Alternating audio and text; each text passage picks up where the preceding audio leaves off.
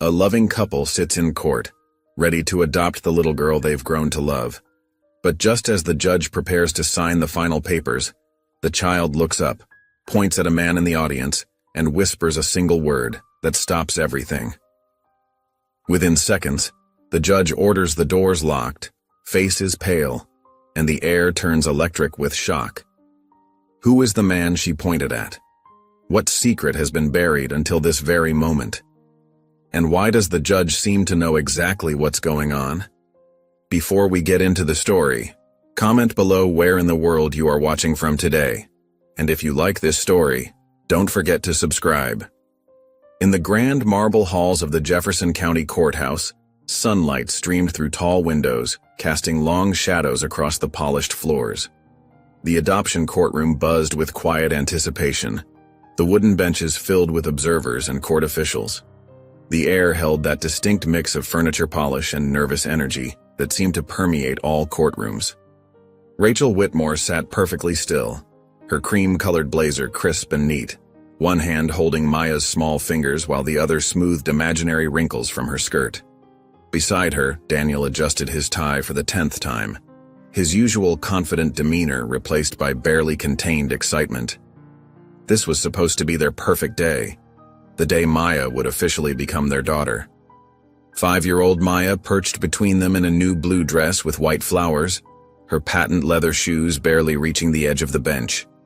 Her dark curls had been carefully arranged with matching blue ribbons, and she kept running her free hand over the soft fabric of her dress, a self-soothing gesture Rachel had noticed months ago.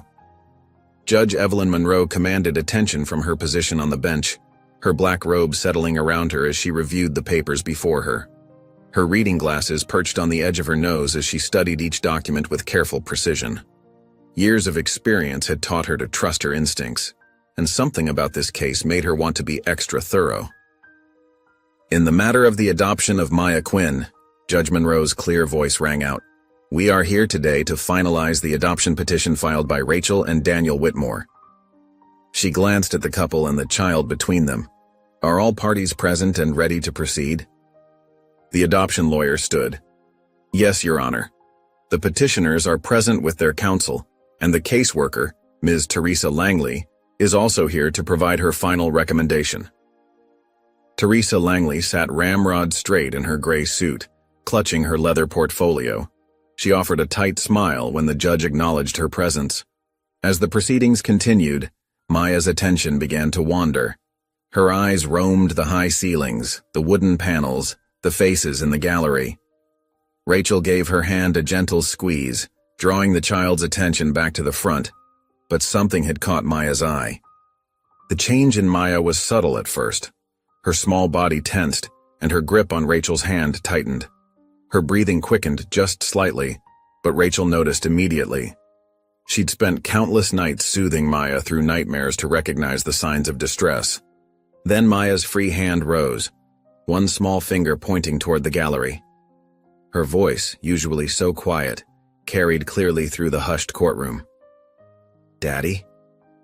The single word dropped like a stone in still water, sending ripples of tension through the room. Rachel's heart seemed to stop mid-beat. Daniel's hand found her shoulder, gripping it tightly. In the gallery, a tall man in an expensive charcoal suit had gone completely still. Michael Quinn, known throughout the legal community for his sharp mind and sharper courtroom tactics, looked as though he'd been struck. His dark skin had taken on an ashen undertone, his expression a mix of confusion and something deeper, something that made Judge Monroe lean forward in her seat. The quiet murmur of the courtroom died completely. Even the usual shuffling of papers ceased. Judge Monroe's voice cut through the silence. "Bailiff, secure the doors.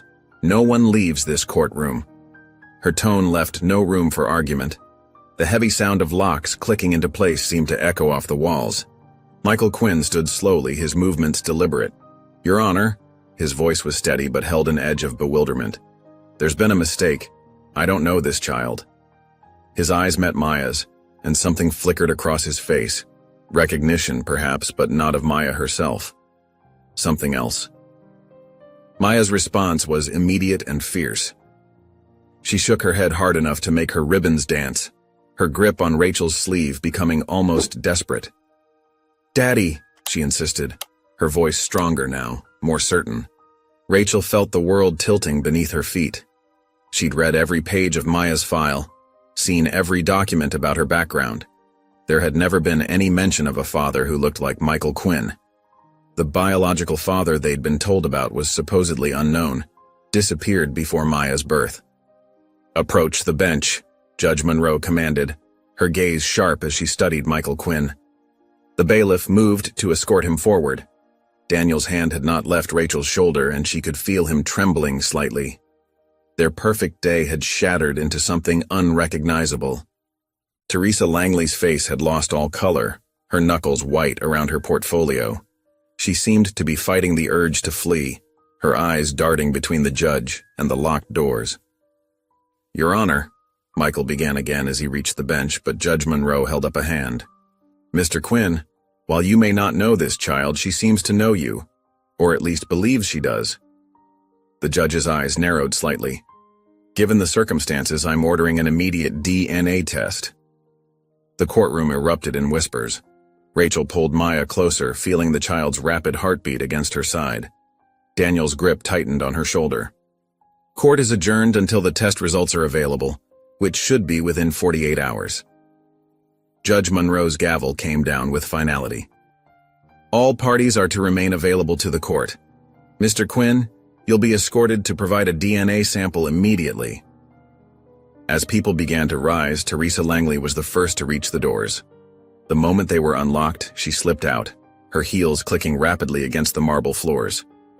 In the hallway, she pulled out her phone with shaking hands, moving away from the crowds now spilling out of the courtroom. Finding a quiet corner, she pressed the phone to her ear. "There's a problem," she whispered, her voice trembling. "Someone's figured it out." The next day, the morning sun filtered through the bay windows of the Whitmores' suburban home, casting warm patches of light across the living room floor. Rachel sat curled in her favorite armchair, a cold cup of tea forgotten on the side table. Her eyes kept drifting to the family photos on the wall, particularly the one from Maya's first day with them, her tiny face beaming as she held up a new stuffed rabbit. Daniel paced the length of the room, his usually pristine dress shirt wrinkled from a restless night. Every few minutes, he'd check his phone, though they knew the DNA results wouldn't be ready until later that day. The uncertainty of the past 48 hours had worn them both down, leaving dark circles under their eyes and worry lines etched across their faces. "Maybe it's just a misunderstanding," Daniel said for what felt like the 100th time. "Kids that age, they sometimes get confused." Rachel watched Maya through the doorway where their daughter sat at her little table in the playroom, carefully coloring with her favorite crayons. "She seemed so sure, Daniel. You saw her face." Across town in his penthouse apartment, Michael Quinn stood at his floor-to-ceiling windows, watching the city wake up. His reflection showed a man who hadn't slept properly in days. Those eyes, Maya's eyes, haunted him. There was something so familiar about them, something that tugged at memories he couldn't quite grasp. His phone buzzed on his desk, making him jump. It was his assistant, Sarah. "Mr. Quinn." Her voice was tense. "The lab just called. The results are ready at the courthouse." Michael's hand tightened on the phone. "I'll be there in 20 minutes." The Jefferson County Courthouse looked different today, more imposing somehow. Michael adjusted his tie as he climbed the stone steps, his heart thundering against his ribs. The morning air felt thick with anticipation. Inside the courtroom, Judge Monroe sat at her bench, her expression grave as she met Michael's gaze. Rachel and Daniel were already seated in the front row, both looking as though they hadn't slept any better than he had. Maya sat between them, her dark curls neat and tidy, quietly playing with the stuffed rabbit in her lap. She looked up as Michael entered, and that same spark of recognition lit up her face. Teresa Langley sat rigidly in her chair, her complexion almost gray.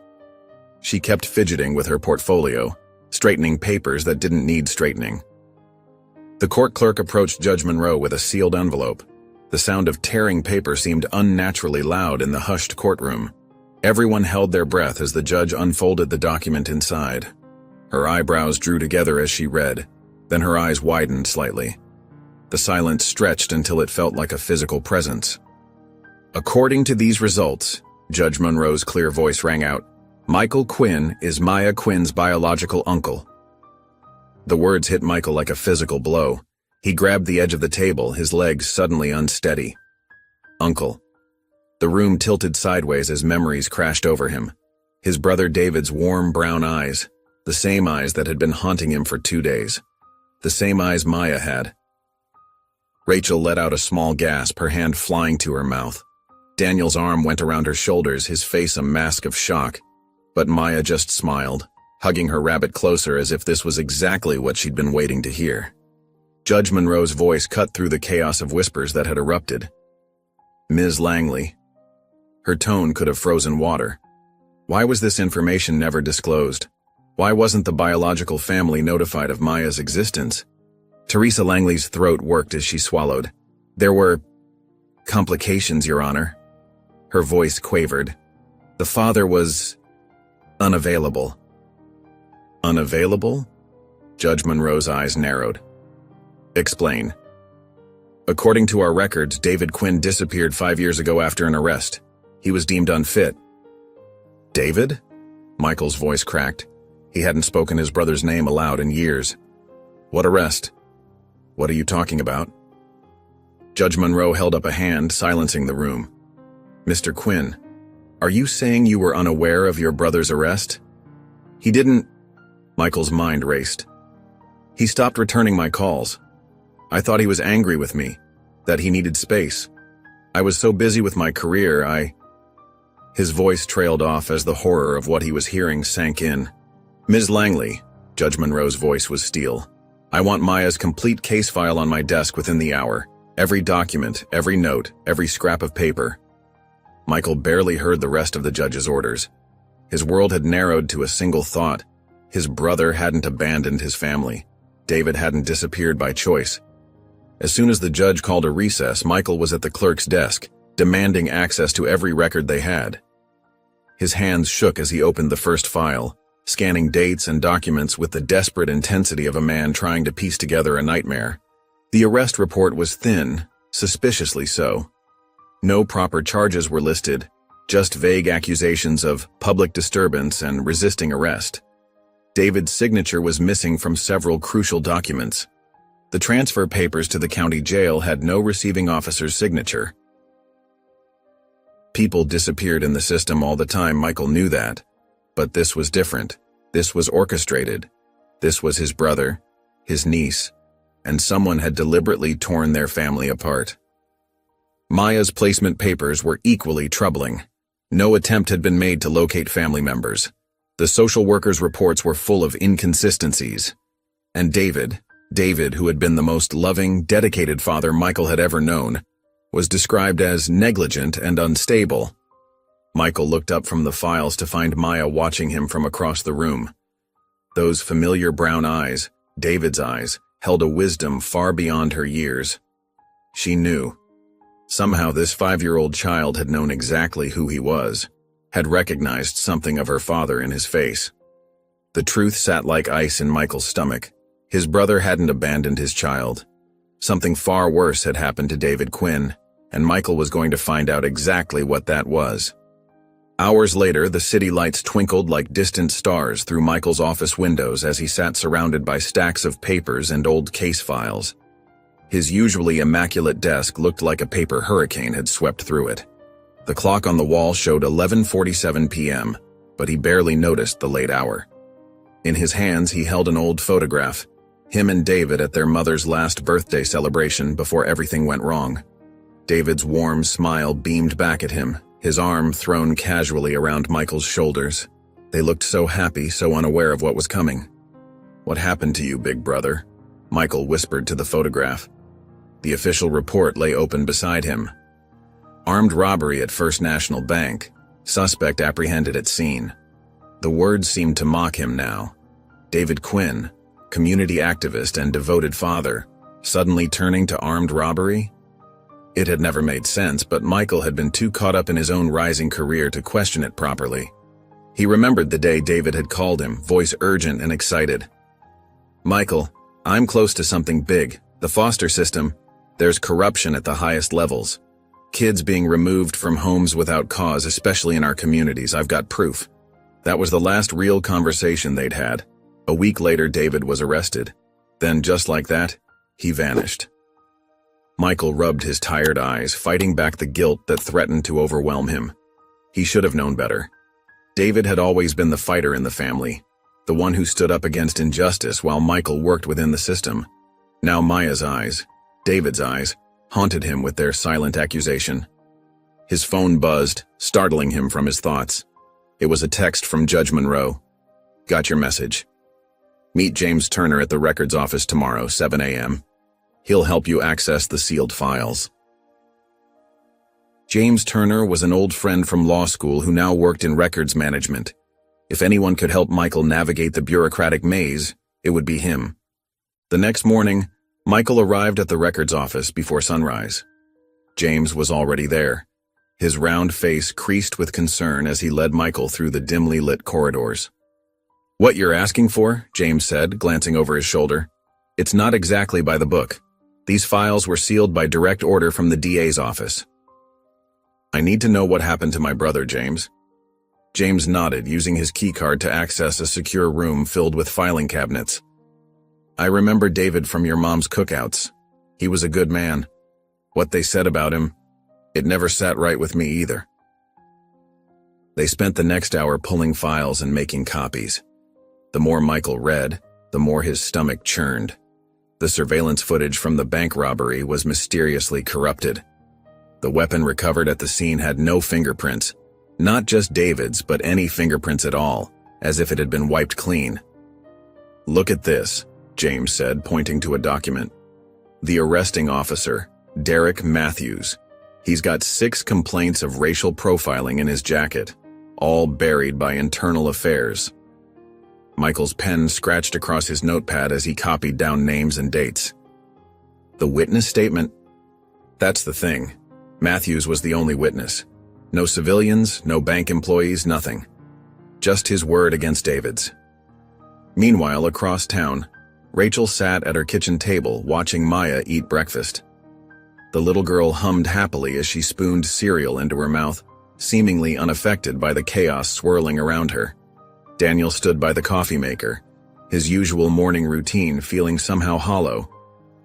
We need to talk about it, Rachel said softly. Daniel's shoulders tensed. About what? That our daughter might be taken away from us? She has family, Daniel, real family. We're real family too. His voice cracked. We've loved her, protected her, been there for every nightmare and every skinned knee.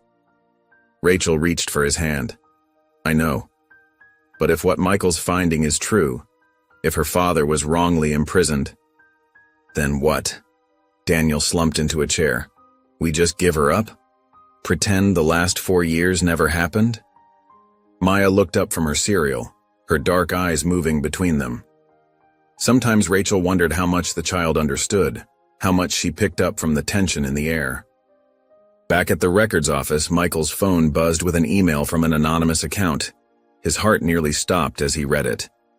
Your brother wasn't just arrested, he was silenced. Look into Senator Beckett's private adoption agency. Follow the money, but be careful. They're watching. Michael's hands shook as he showed the email to James, who whistled low under his breath. Senator Beckett? The same one pushing that bill to streamline adoptions in low-income areas? The very same. Michael's mind raced. David said he had proof of corruption in the foster system. What if he found something connecting it to Beckett? James began pulling more files, these ones relating to adoption cases around the time of David's arrest. Pattern after pattern emerged.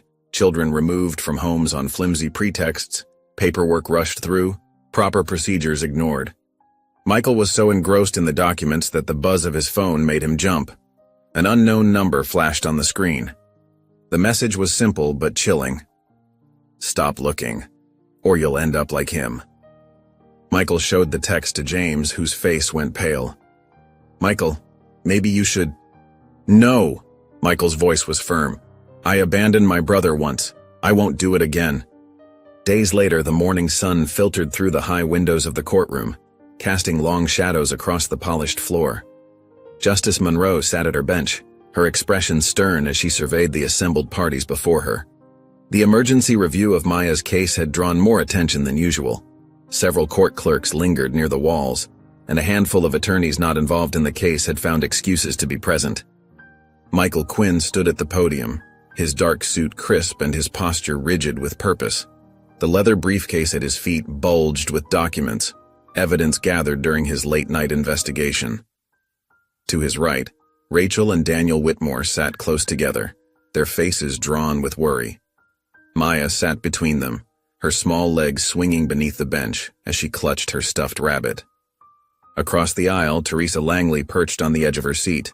Her usually perfectly styled hair showed signs of hasty arrangement, and her hands wouldn't stay still, constantly adjusting her jacket or shuffling papers. "Your Honor," Michael began, his voice steady despite the weight of what he was about to present. "I've uncovered serious irregularities in Maya Quinn's adoption case." He lifted a thick folder from his briefcase. "First and most glaring, there is no record of any attempt to contact biological family members before proceeding with adoption placement." Justice Monroe's eyes narrowed. "Ms. Langley, is this correct?" Teresa Langley cleared her throat. "Your Honor, we followed standard protocols." "Then you can point to the documentation?" Michael interrupted, spreading papers across the presentation table. "Because I have here the complete case file. No contact attempts, no family search, no due diligence whatsoever." The judge leaned forward, her reading glasses perched on the end of her nose as she examined the documents Michael handed up. "Continue, Mr. Quinn."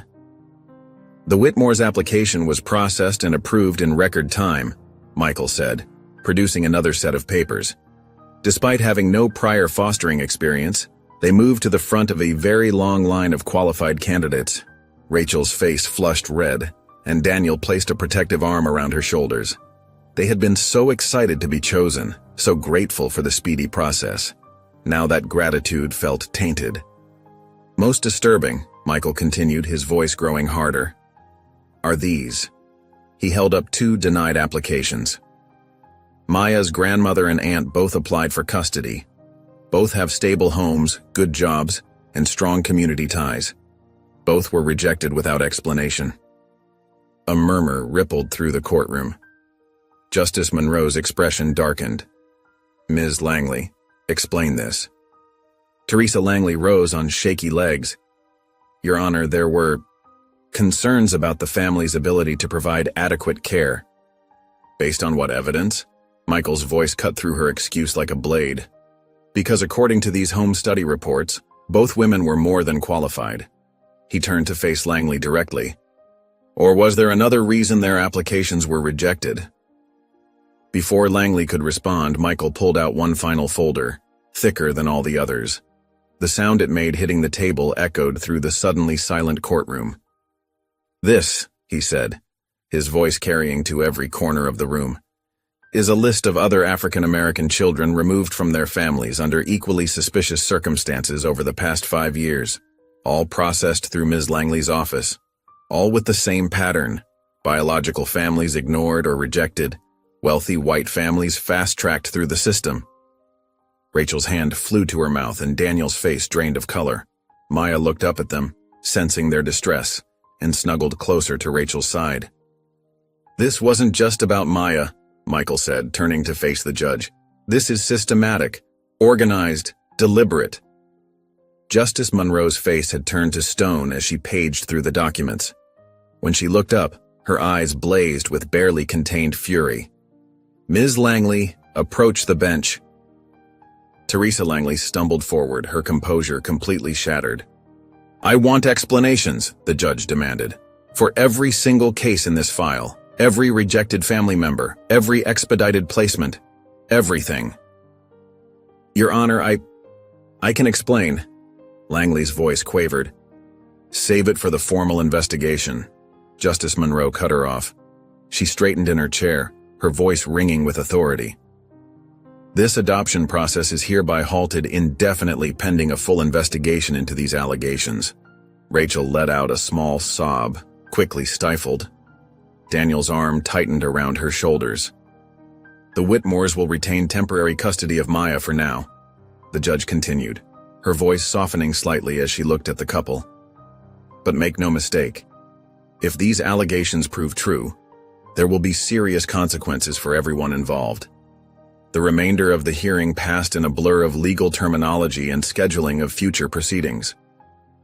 Rachel and Daniel sat in stunned silence, the reality of their situation slowly sinking in. They had thought they were giving Maya a better life, saving her from a broken system. Instead, they had unknowingly become part of that system's corruption. As the courtroom cleared, Teresa Langley hurried out, fumbling with her phone. In a corner of the courthouse lobby, partially hidden behind a large potted plant, she punched in a number with trembling fingers. "They know," she whispered urgently into the phone, her eyes darting around the lobby. "We need to handle this, everything, the paperwork, the payments, all of it. They're going to find everything if we don't." She pulled the phone away from her ear, staring at it in confusion. The line had gone dead. The next morning, a police detective found Teresa Langley in her apartment. She lay face down on her kitchen floor, a half-packed suitcase open on her bed, and her passport missing from its usual drawer. The medical examiner would later determine she had been dead for several hours. The case was no longer just about Maya. As Michael stood in his office watching the morning news report about Langley's death, he finally understood the full scope of what he had stumbled into. This wasn't just corruption. It was a conspiracy, and someone was willing to kill to keep it buried. The morning sun had barely risen when Michael Quinn received the call. He was already at his desk, reviewing files from Maya's case, when his phone buzzed with Detective Davidson's number. "Teresa Langley is dead," Davidson said without preamble. "Found in her apartment this morning." Michael's hand tightened on his phone, his knuckles turning white. "Cause of death?" "Looks like an overdose, bottle of pills on the nightstand. Medical examiners calling it suicide." Davidson's voice carried a hint of doubt that Michael immediately caught. Michael was already grabbing his coat, pulse quickening. "I'm coming over." "Quinn, this isn't your case." "I'll be there in 20 minutes.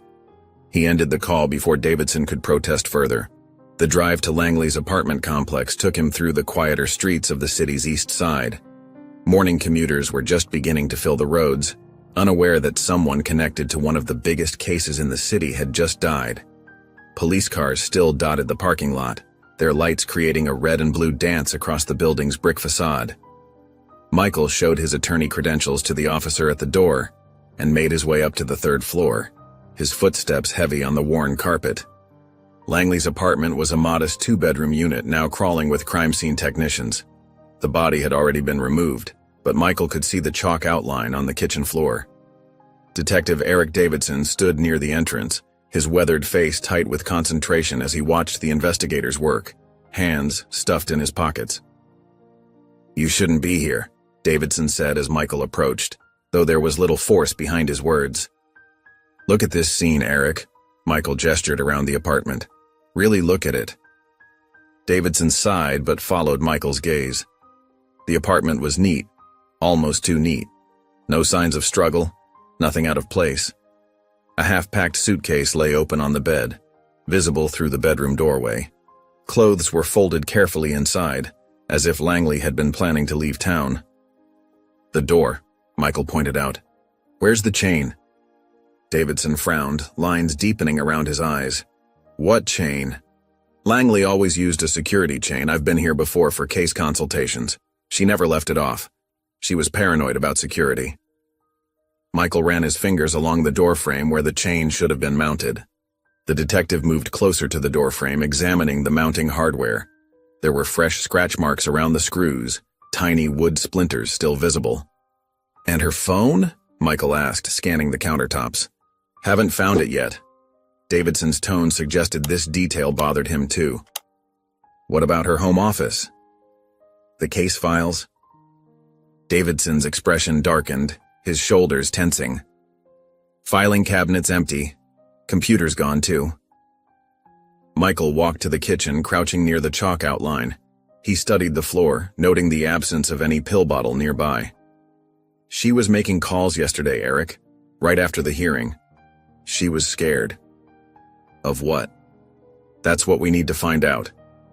Michael stood, his voice dropping lower. This wasn't suicide. Someone wanted her quiet. Davidson ran a hand over his face, suddenly looking tired, the weight of 20 years on the force showing in his eyes. Listen, Quinn, I get what you're saying, but you need to understand something. He moved closer, speaking barely above a whisper. If someone did kill her, if this goes where you think it does, we're talking about people with serious power. The kind of power that makes problems disappear. Like my brother? Michael's voice was hard, edged with years of pain. Davidson's eyes widened slightly. Your brother's case was before my time, but... He glanced around, then pulled Michael aside into the small hallway. If you're right about this being connected to the adoption system, you're stepping on some very wrong toes. These people, they have connections in the department, in the courts, everywhere. All the more reason to investigate. Michael stood straighter, undeterred. I'm not saying don't investigate. I'm saying be careful. Davidson's expression was grave, his hand briefly touching Michael's shoulder. Watch your back, Quinn. And watch that little girl's family, too. Michael nodded, understanding the warning for what it was. He left the apartment, his mind racing with implications. In his car, he pulled out his phone and dialed Rachel and Daniel's number, his fingers trembling slightly. The phone rang several times before Rachel answered, her voice tight with worry. Michael? What's happening? We saw something on the news about Ms. Langley, ... Are you all home? Is Maya with you? He started the engine, already planning his route to their house. Yes, we're all here. Daniel took the day off work. Michael, you're scaring me. In the background, he could hear Maya's voice, small and curious, asking who was on the phone. Daniel's deeper tones answered her softly, reassuring. Listen carefully, Michael said. Keep Maya close. Don't let her out of your sight, not even for school right now. This situation, it's bigger than we thought. What do you mean? What's happening? Rachel's voice quavered. I can't explain everything over the phone, just trust me. Keep your doors locked and call me immediately if you notice anything unusual. He pulled into traffic, checking his rearview mirror out of newfound paranoia. After hanging up, Michael sat in his car for a long moment watching the police officers mill around Langley's apartment building. Something was very wrong here. A wrong that went beyond one suspicious death, beyond one questionable adoption. He could feel it in his bones, the same way he'd felt something was off when David disappeared. The same hollow feeling in his stomach, the same chill along his spine. As darkness fell that evening, a black SUV rolled silently into the quiet suburban street where the Whitmores lived. It came to a stop across from their house, engine cutting off but lights staying dark. Through the heavily tinted windows, the warm glow of the Whitmores' living room windows cast a gentle illumination on the street, revealing the silhouettes of the family inside. Inside the house, unaware of their observer, Rachel sat on the couch with Maya, reading her a bedtime story. The little girl's head rested against Rachel's shoulder, her eyelids growing heavy. Daniel moved through the rooms, double-checking the locks on windows and doors, his movements betraying his newfound anxiety. He paused at each window, peering out into the darkness before drawing the curtains closed. The SUV remained still, a dark sentinel in the growing night, watching and waiting, its occupant's face hidden in shadow. Sometime later, Michael Quinn sat at his desk, surrounded by stacks of yellowing police reports. His brother David's face stared back at him from a 5-year-old mugshot paperclip to the top file. The harsh fluorescent lighting made the bags under Michael's eyes more prominent as he pored over every detail of his brother's case for the 100th time. Something caught his attention, a name he hadn't focused on before. Margaret Maggie Ortega, public defender. She had been assigned to David's case in its early stages, but her name vanished from later documents. Michael quickly ran a search through the state bar directory. She was still practicing, now at a small private firm across town. Without hesitation, he grabbed his coat and car keys. 20 minutes later, he pulled up outside a modest office building in a quiet part of the city. The sign for Ortega and Associates hung slightly crooked on the brick facade.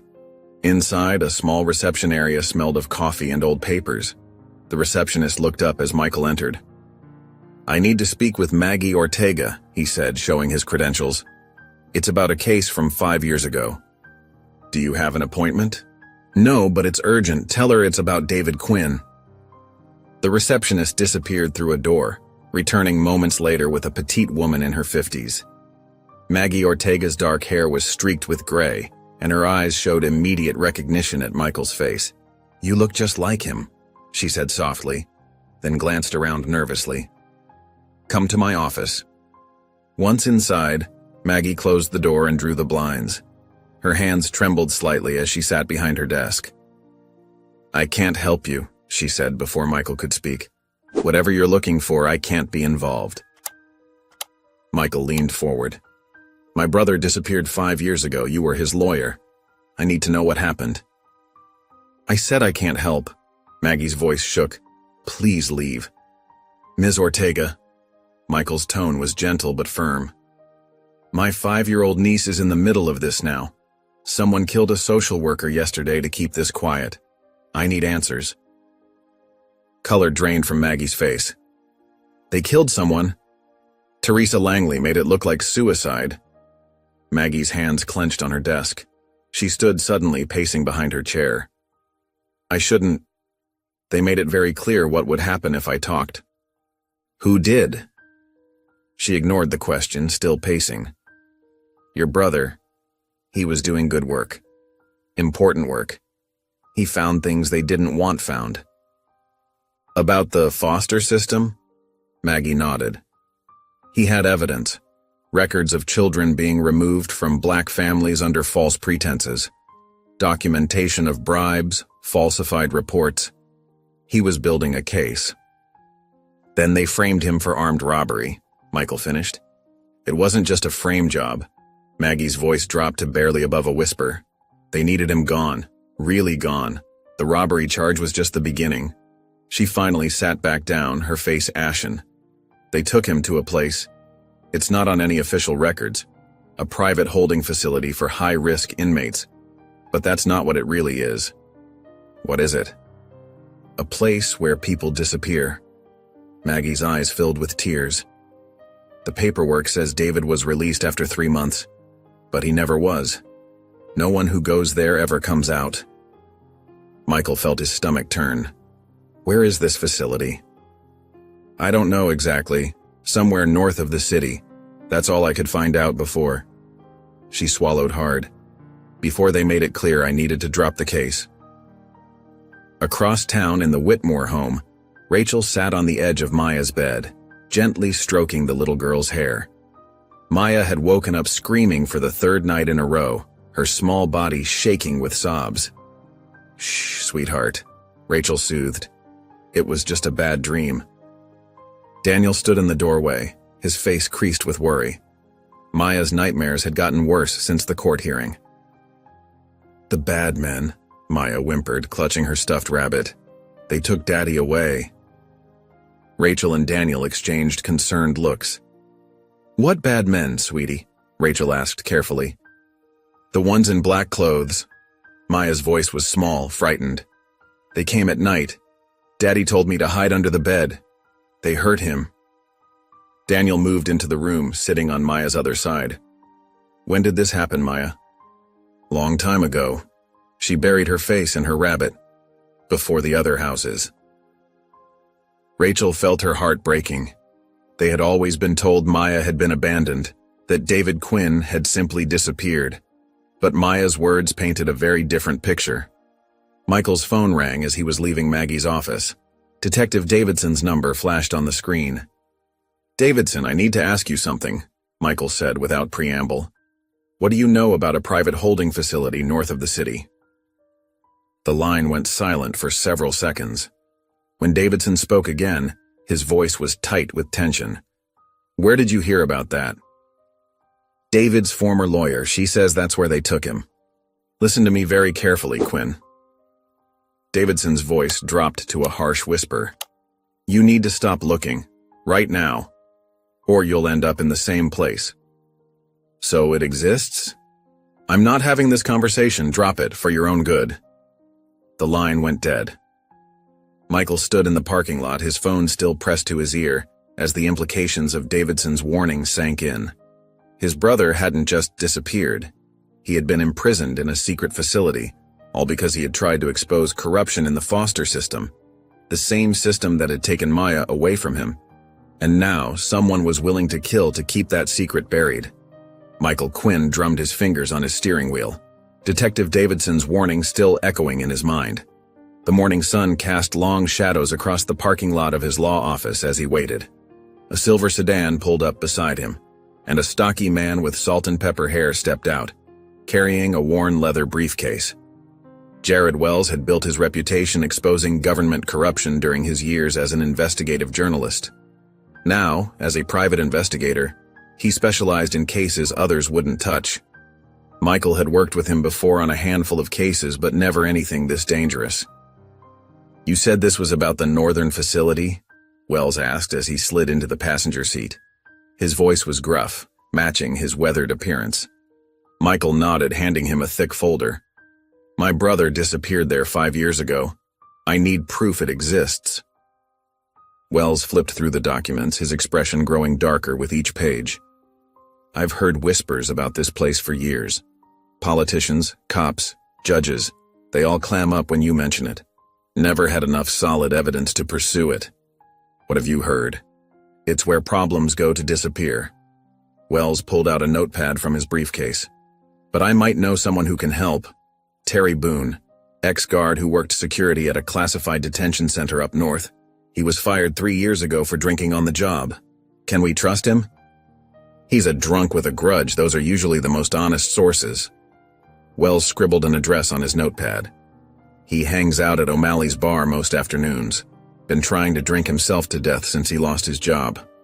The bar was exactly as depressing as Michael expected. Weak sunlight filtered through grimy windows, illuminating decades of cigarette smoke stains on the walls. A handful of patrons nursed their drinks in dark corners, avoiding eye contact. Terry Boone sat alone at the end of the bar, his security guard uniform replaced by a stained t-shirt and worn jeans. His hands shook slightly as he lifted his glass. "Mr. Boone?"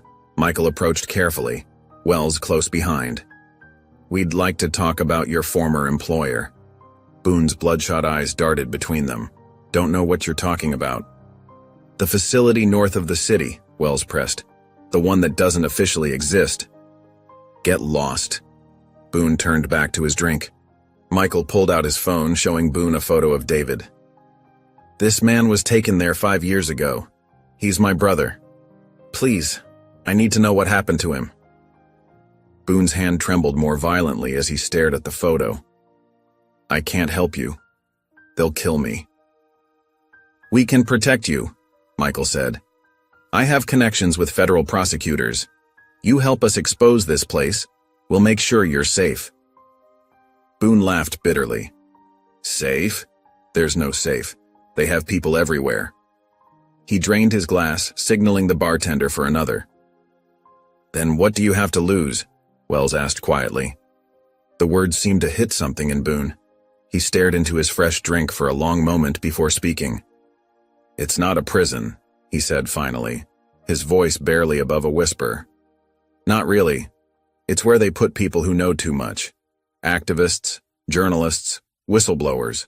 Mostly black folks who started asking the wrong questions." "What about David Quinn?" Michael pressed. "Name doesn't ring a bell, but that doesn't mean anything." Boone took another drink. "Most inmates were listed as unknown detainees. No paperwork, no records. They'd just appear one day in a cell. Some disappeared after a few months, others stayed longer. Never knew what happened to the ones who disappeared." Michael felt sick. "Is it still operational?" Boone nodded. "Far as I know, they fired me for drinking, but the real reason was I started asking questions about missing inmates. Place looks abandoned from the outside, but don't let that fool you. They're still watching, still bringing people in." Across town, Rachel Whitmore retrieved the mail, sorting through bills and advertisements. An unmarked envelope caught her attention.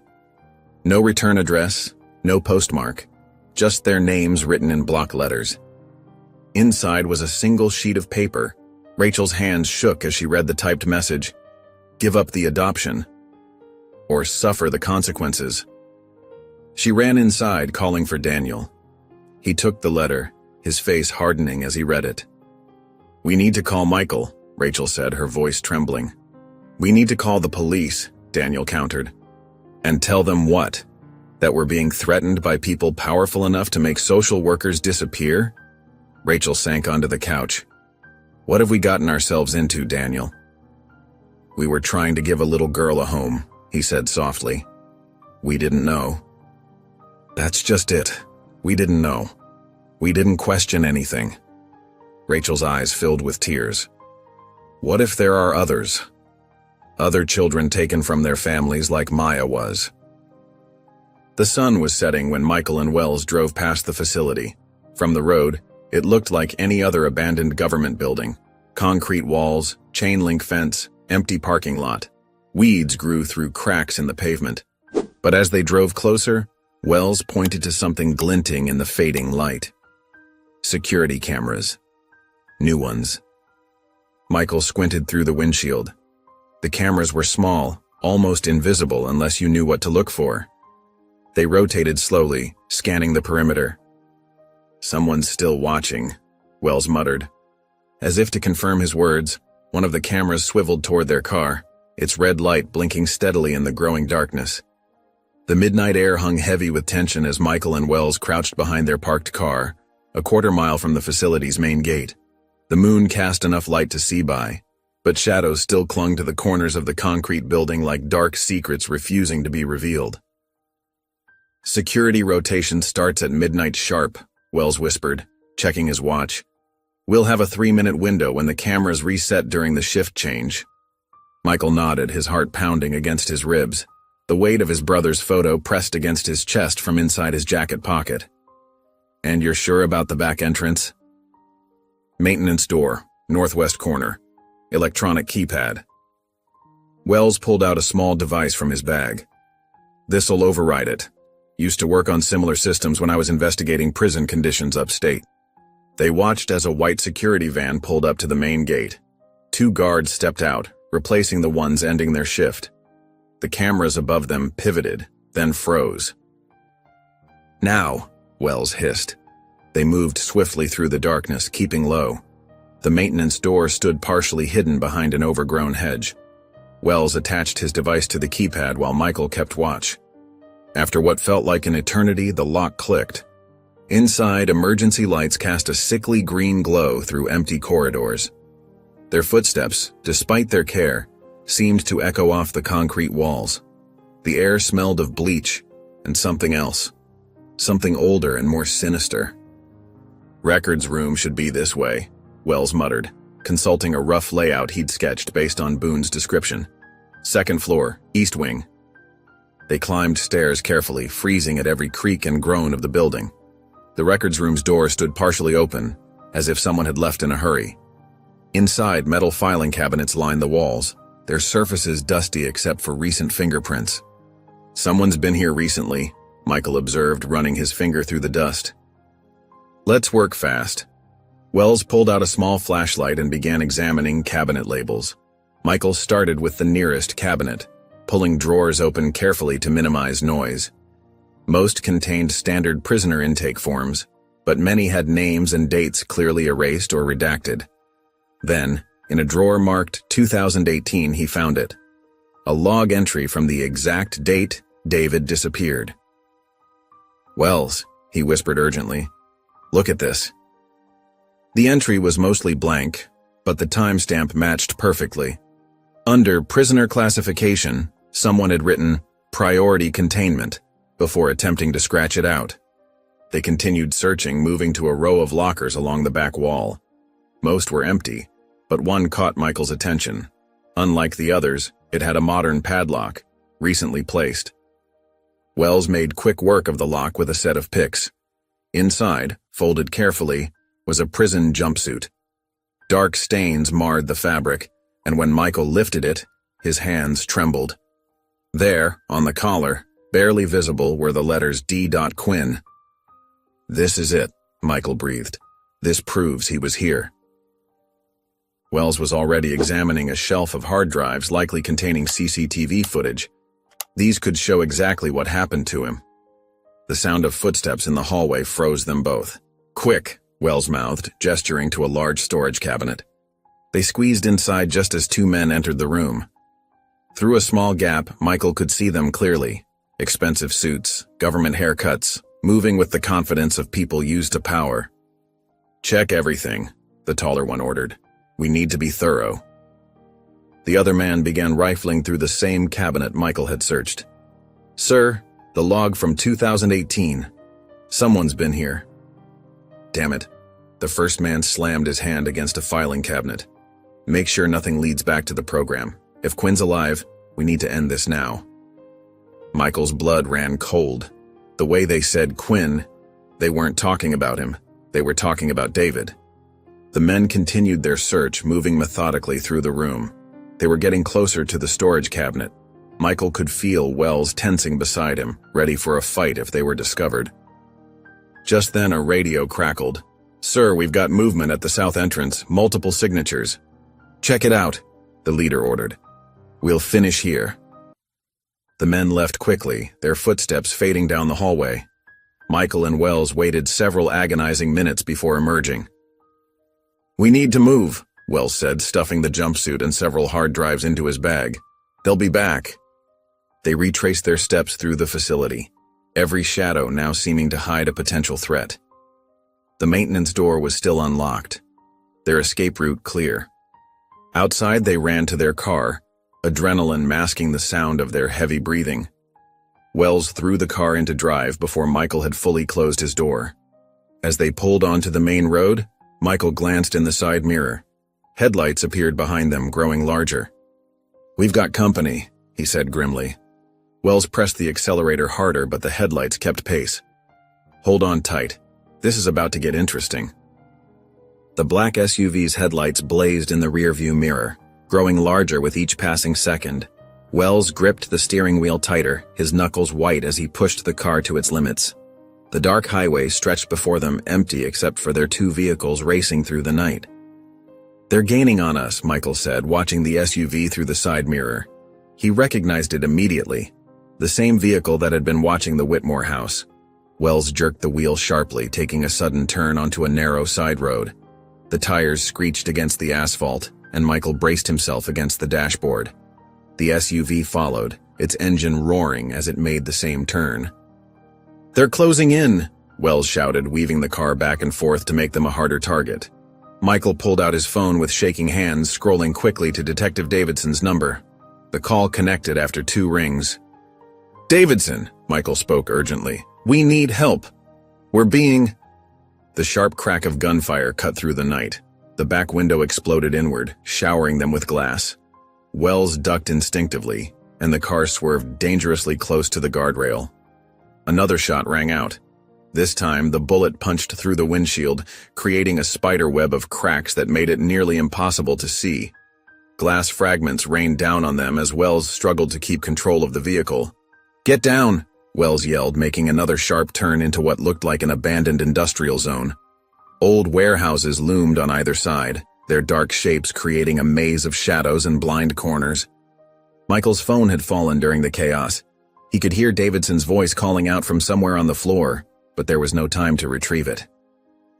The SUV was still behind them, its headlights cutting through the shattered rear window.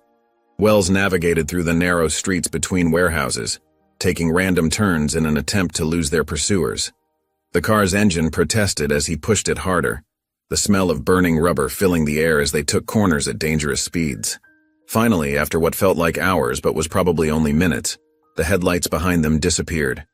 Wells didn't slow down, taking several more turns before killing the lights and pulling behind a massive storage container. "We can't stay in the car," he whispered, shutting off the engine. "They'll be looking for it." Michael nodded, grabbing his bag containing the hard drives and the bloodstained jumpsuit. They slipped out of the car quietly, staying low as they moved toward the nearest warehouse. The lock on a side door was already broken, and they slipped inside without a sound. The warehouse was vast and empty, save for some abandoned machinery and scattered debris. Moonlight filtered through dirty skylights, casting long shadows across the concrete floor. They found a spot behind some old crates hidden from view of the windows and doors. "We need to wait until sunrise," Wells said, his voice barely above a whisper. "Moving now would make us too visible." Michael pulled out the hard drives from his bag, examining them in the dim light. They were standard security system drives, but they might contain the evidence he needed. Proof of what happened to David. Proof of the facility's illegal operations. Proof of everything. Hours passed slowly. Every distant sound made them tense, expecting their pursuers to burst through the doors at any moment. But gradually, the sky began to lighten, turning from black to deep blue to the soft gray of dawn. When the first rays of sunlight streamed through the skylights, Wells carefully checked the area around the warehouse. "Coast looks clear," he reported, "but we can't go back to the car. They'll be watching it." Michael agreed. They left the warehouse cautiously, staying in the shadows of buildings as they made their way out of the industrial zone. Wells knew someone who owed him a favor, a mechanic who asked no questions and could give them a ride back to the city. 2 hours later, they were in Michael's office. He had chosen this location carefully. The building had security cameras and required key card access after hours. It wasn't perfect, but it was safer than most places. Wells connected the hard drives to a secure computer, one that wasn't linked to any network. Lines of code filled the screen as he attempted to access the files. "It's encrypted," he said, frowning at the monitor. "Professional job, too. This isn't standard security system protection. Someone really wanted to keep these files hidden." "How long to break through?" Michael asked, watching the strings of characters scroll past. "Could be days, maybe longer. We might need help with this." Michael's phone buzzed. A voicemail notification. He had missed several calls while they were hiding, most from unknown numbers, but this one was from Rachel Whitmore. He played the message and Rachel's frightened voice filled the room. "Michael, someone broke into our house last night. They took Maya's files. We're scared." Michael's hand tightened around the phone. The people behind this weren't just covering their tracks anymore. They were sending a message. And they were willing to threaten a child to keep their secrets buried. Meanwhile, in a cramped apartment on the city's east side, the blue glow of multiple computer screens cast eerie shadows across the walls. Sean Patel hunched over his keyboard, his fingers flying across the keys with practiced precision. Empty energy drink cans littered his desk, testament to the hours they'd already spent trying to crack the facility's security footage. The air in the room felt thick with tension, and the faint smell of stale coffee. Michael paced behind him, unable to sit still. Every minute felt like an eternity, knowing that somewhere out there, people were trying to silence anyone who got too close to the truth. His heart hammered in his chest as he checked his watch for the 5th time in as many minutes. "This encryption is serious business," Sean muttered, pushing his glasses up his nose. "Military grade. Whoever did this didn't want anyone seeing what's on these drives. It's like trying to break into Fort Knox with a plastic spoon." "Can you break it?" Michael asked, stopping his pacing to lean over Sean's shoulder, his breath catching in his throat. Already working through the 3rd layer. Sean's eyes never left the screen as lines of code scrolled past, reflecting in his glasses. "But there's something else here. Some kind of failsafe. If we're not careful, it could trigger and wipe everything. One wrong move and we lose it all." Michael checked his phone again. No new messages from Rachel and Daniel, which he hoped meant they were safe. After the break-in at their house, he'd arranged for private security to watch their home, but it didn't feel like enough. The thought of Maya being in danger made his stomach twist into knots. Hours crawled by. Sean worked methodically, occasionally muttering to himself as he encountered new security measures. Michael alternated between pacing and staring at the screens, trying to make sense of the technical jargon that flashed across them. He rubbed his tired eyes, fighting against the fatigue that threatened to overwhelm him. Finally, just as the sun was beginning to set, painting the room with golden hues, Sean straightened in his chair.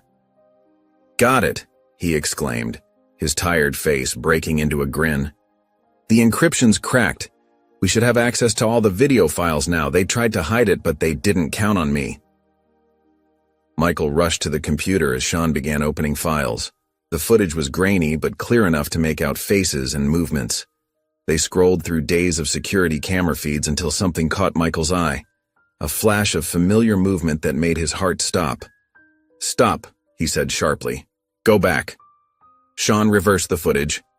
There, in black and white, was David Quinn being dragged through a corridor by two men in tactical gear. David's face was bruised, his clothes torn. He was struggling, his mouth moving as he shouted something the silent footage couldn't capture. Michael felt a rage building inside him at the sight of his brother being treated like a criminal. "Can you enhance the audio?" Michael asked, his voice tight with anger, fingers digging into the back of Sean's chair. Sean worked his magic on the computer, fingers dancing across the keyboard, and suddenly David's voice filled the room. "Please, my daughter. She needs me. Maya needs me." The raw desperation in his brother's voice cut through Michael like a knife. Michael's hands clenched into fists as he watched his brother being manhandled into a cell. The timestamp showed this was just days after David's supposed release from prison. The betrayal was worse than he'd imagined. "There's more," Sean said, opening another file. This one showed a different area of the facility, what looked like an office. Teresa Langley sat across from a well-dressed man, their conversation now clearly audible through Sean's enhanced audio. The room was tastefully decorated, a stark contrast to the prison cells they'd just witnessed. "The father has been contained," Langley was saying, shuffling through some papers with an air of casual efficiency. "We've already arranged for the child to be placed with the Whitmores. They're perfect, wealthy, white, politically connected. No one will question it. The paperwork is seamless." The man nodded approvingly. "And the documentation? All taken care of. As far as anyone knows, David Quinn abandoned his daughter. The adoption is already set up. No one will ever know she was taken." She smiled, pleased with herself, as though discussing nothing more serious than a business transaction. Michael felt sick, a cold sweat breaking out across his forehead. Here was the proof. His brother hadn't abandoned Maya. He'd been forcibly taken, imprisoned in an illegal facility, while his daughter was stolen from him and given to another family. The injustice of it all made him want to put his fist through the wall. "We need to make copies," Michael said, his voice shaking with barely controlled rage. "Multiple copies, stored in different locations. These people have already killed to keep this quiet. We can't risk losing this evidence." Sean nodded, his fingers already moving across the keyboard. "I'm creating encrypted backups now. But what are you going to do with this? These are powerful people we're dealing with." Michael pulled out his phone and dialed Judge Monroe's number. While it rang, he watched Sean transfer a copy of the footage to a secure server, the progress bar slowly filling across the screen. "Send everything to this email address," he told Sean, writing down Judge Monroe's contact information. "She needs to see this immediately. She's the only judge I trust with something this big." Within minutes, the footage was on its way to the judge. Michael waited anxiously, pacing the small apartment, knowing this evidence could blow the whole conspiracy wide open. An hour later, his phone rang, the sound cutting through the tense silence. "Michael," Judge Monroe's voice was urgent. "I've seen the footage. This is bigger than just your brother. This is systemic. And we just found a name linked to it all. This goes higher than we thought." Michael's phone buzzed with an incoming message from the judge. His hands trembled slightly as he opened it to find a single name: Senator Charles Beckett. The name hit him like a physical blow. One of the most powerful men in the state was behind his brother's suffering. Later, Michael sat in his dimly lit office, his computer screen casting a harsh glow across his face as he delved deeper into Senator Charles Beckett's history. News articles, campaign speeches, and policy documents filled his screen, all painting a picture of a champion for children's rights and foster care reform. But now, looking at it through the lens of what he knew, Michael saw the sinister truth behind the carefully crafted public image. Beckett's signature legislation, the Child Protection and Placement Act, had given unprecedented power to private adoption agencies. The senator had claimed it would streamline the adoption process and protect vulnerable children. Instead, it had created a pipeline for stealing black children from their families. Michael pulled up the statistics.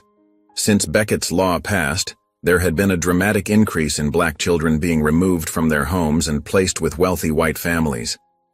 The official reasoning always seemed legitimate on paper: neglect, unsafe conditions, or abandonment.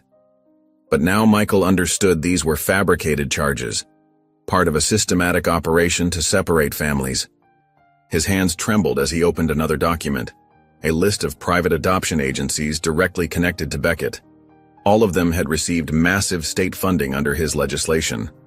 All of them had been involved in cases similar to Maya's. The pieces were falling into pieces. Beckett wasn't just participating in the corruption, he was orchestrating it. The senator had created a perfect system: use state power to target black parents who might expose the truth, disappear them in unofficial holding facilities, then erase their parental rights and sell their children to wealthy families willing to pay top dollar for quick, quiet adoptions. David Quinn had been investigating this very system when he vanished. He'd been getting too close to exposing Beckett's operation, so they'd framed him, imprisoned him, and stolen his daughter. Michael's computer pinged with a new email alert. It was from an anonymous source. More files, more evidence. Records showed hundreds of cases following the same pattern. Black parents suddenly arrested on suspicious charges. Children quickly placed in adoption proceedings. All paperwork expedited through Beckett's network of corrupt officials. The scope of it made Michael's head spin. This wasn't just about Maya and David anymore.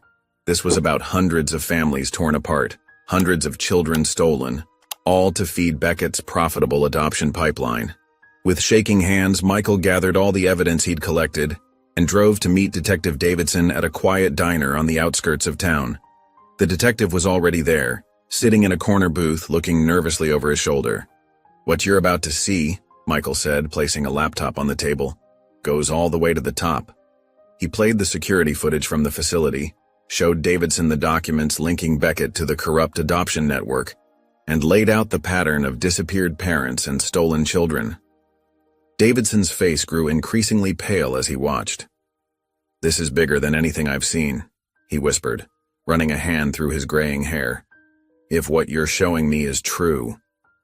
"It is true," Michael insisted. "And we have proof, real solid evidence that can't be ignored." After a long moment, Davidson nodded. "I'll launch an official investigation. This needs to be done by the book. We can't give them any reason to dismiss it." Michael felt a surge of hope for the first time in days. Finally, someone with authority was willing to help expose the truth. But that hope was short-lived. Just 3 hours later, his phone rang. Davidson's voice was shaking. "They buried it," the detective said, his words coming out in a rush. "The state prosecutor just classified all your evidence as part of an ongoing national security investigation. I've been ordered to stand down. They're watching us, Michael. Beckett's people, they're everywhere." Michael could hear the fear in Davidson's voice. "What about the footage? The documents?" "Gone. They seized everything." And Michael ... Davidson's voice dropped to a whisper. "They knew exactly what we had. Someone's monitoring all of us." Before Michael could respond, his phone buzzed with an incoming message. His heart stopped when he opened it. It was a video feed, live footage showing Maya playing in the Whitmore's backyard. She was wearing her favorite purple dress, chasing butterflies through Rachel's garden. The camera angle suggested someone was watching from just beyond the fence. Then the feed cut out, replaced by a black screen. A distorted voice crackled through his phone's speaker. "Stop now, or she disappears too." Michael's hand tightened around his phone, his knuckles turning white. The threat was clear. If he continued investigating, Maya would suffer the same fate as her father. The same fate as all the other families Beckett had destroyed. Cold sweat beaded on his forehead as he watched the video replay, showing Maya's innocent play turned into a terrifying warning. These people had already proven they were willing to kill to keep their secret. They'd already destroyed countless families, and now they were threatening to do it again. The message vanished as quickly as it had appeared, leaving Michael staring at his blank phone screen, his heart pounding in his chest. They weren't just watching him. They were watching Maya, Rachel, and Daniel. Everyone he cared about was now a target. The weight of the situation crashed down on him. He had the truth about Beckett's operation, about what happened to David, about the hundreds of other families torn apart by this corrupt system. But exposing it meant putting Maya at risk. The same people who had made his brother disappear were now threatening to do the same to his niece. Michael sat frozen in his office chair, the threat echoing in his mind. The corruption went deeper than he'd imagined, reaching into every level of law enforcement and government. Even Davidson, one of the few honest cops he knew, had been silenced. They had eyes everywhere, power everywhere, and they'd just proven they could get to Maya at any time. The live video feed had been a message carefully calculated to hit him where it hurt most. They knew exactly how to make him back down, by threatening the very person he was fighting to protect. Days later, the morning sun had barely risen when Rachel Whitmore's screams shattered the quiet suburban street. She stood in Maya's doorway, her hands trembling as they gripped the empty doorframe. The pink sheets on Maya's bed were rumpled, her stuffed rabbit lying forgotten on the floor. Daniel rushed up behind her, his face draining of color as he took in the empty room. "Maya?" he called out, his voice cracking. "Maya, honey, where are you?" But they both knew. The front door stood wide open, the morning breeze gently moving the curtains. Their security system hadn't made a sound all night. Their daughter was gone. Rachel's hands shook as she dialed Michael's number. The phone rang 3 times before he answered, his voice groggy from sleep. "She's gone!" Rachel's words came out in hysterical gasps. "Maya is gone. Someone took her." Michael felt his world tilt on its axis. The phone nearly slipped from his suddenly numb fingers as Rachel's words registered. He was already moving, grabbing his keys and jacket, running down the stairs of his apartment building 2 at a time. "I'm on my way," he said, his voice tight with controlled panic. "Call the police. I'm calling Detective Davidson right now." He ended the call and immediately dialed Davidson's number as he jumped into his car. The engine roared to life, and he pulled out onto the street, breaking every speed limit between his apartment and the Whitmore's house. Davidson answered on the first ring. "Quinn? What's wrong?" "They took her." Michael's voice was raw with fear and rage. "They took Maya from the Whitmore's house. Get every available unit to 1247 Oak Street. Now." By the time Michael screeched to a halt in front of the Whitmore's house, 3 police cars were already there, their lights painting the morning sky in alternating red and blue. Rachel sat on the front steps, wrapped in a blanket despite the warm morning, her face buried in her hands. Daniel paced the front lawn, talking rapidly to a uniformed officer. Detective Davidson's unmarked car pulled up just as Michael was rushing toward the house. The detective looked grim as he joined Michael on the front walk. "We're pulling security footage from every camera in the neighborhood," Davidson said, his voice low.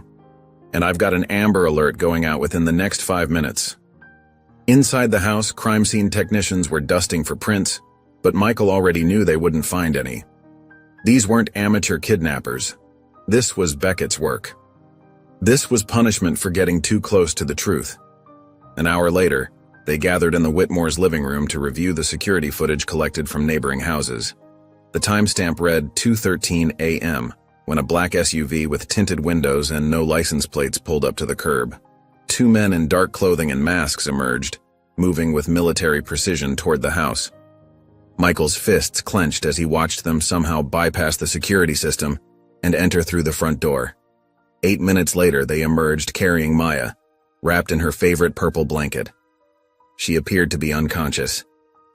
Rachel let out a choked sob as she watched the footage. Daniel wrapped his arms around her, his own face ashen. "How did they get past the alarm system?" Daniel asked, his voice hoarse. "We armed it last night, like we always do." Davidson shook his head. They had professional equipment. This wasn't random. This was planned. Michael's phone buzzed in his pocket. A new message from an unknown number. "Walk away, or she's lost forever." His jaw clenched as he showed the message to Davidson. The detective's face darkened. "Beckett," Michael said, his voice barely containing his rage. "This has his fingerprints all over it. The professional crew, the disabled security system. The untraceable vehicle. This is how he operates. We can't prove that, Davidson warned, but his eyes said he believed it too. He's trying to force me to back off, Michael continued, standing up and pacing the room. He knows I'm close to exposing everything. The corrupt adoption network, the disappeared parents, all of it. So he's using Maya as leverage. Rachel looked up, her eyes red from crying.